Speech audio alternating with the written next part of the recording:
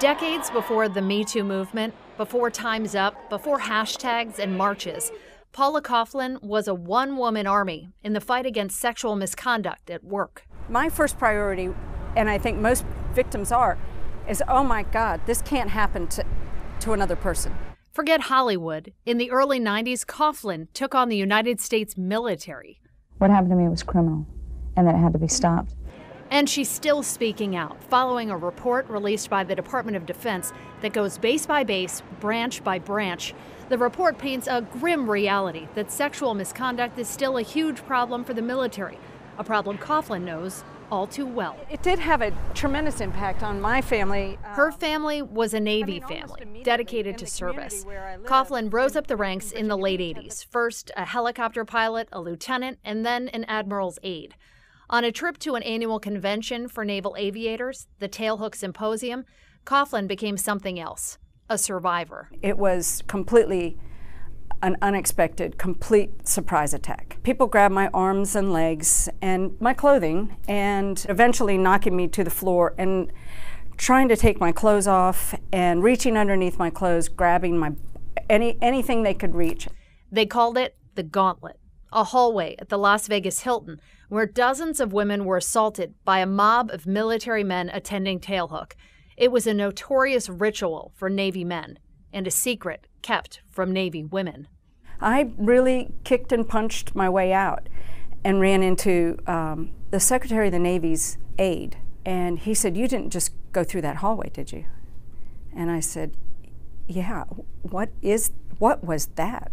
And he said, "Oh man, you should have been warned. You shouldn't have gone down the hallway." She wasn't warned, so Coughlin made it her mission to stop not just what happened at Tailhook, but to get the military to start seriously examining the culture that made it possible. It's so important that that kind of behavior not be tolerated. She eventually went public with her story after taking complaints up the chain of command and getting nowhere. What happened to me and those other women in the hallway. After that interview, the Secretary of the Navy resigned. President Bush met with Coughlin, and eventually a more complete investigation found 83 women and 7 men were assaulted at the convention.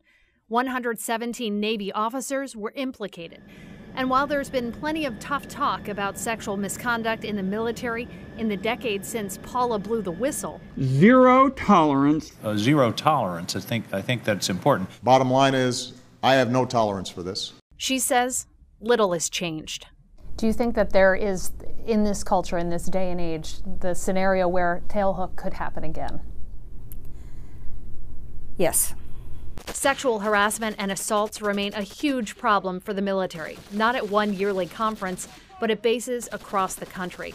A recent RAND report commissioned by the Pentagon had stunning findings, including 8 installations with more than 500 sexual assaults a year. Experts tell us military members have a higher chance of being raped than wounded in combat. But with all its momentum, Paula points out the Me Too movement has not turned its spotlight on the people who serve our country. We also have a tremendous number of women and men that come forward without a hashtag.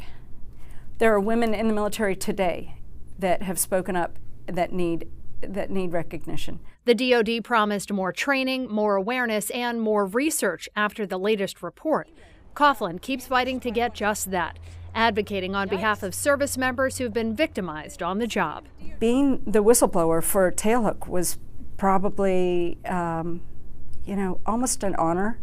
I don't necessarily agree with most of the decisions that the military has made in handling that problem, but, the battle continues, I guess.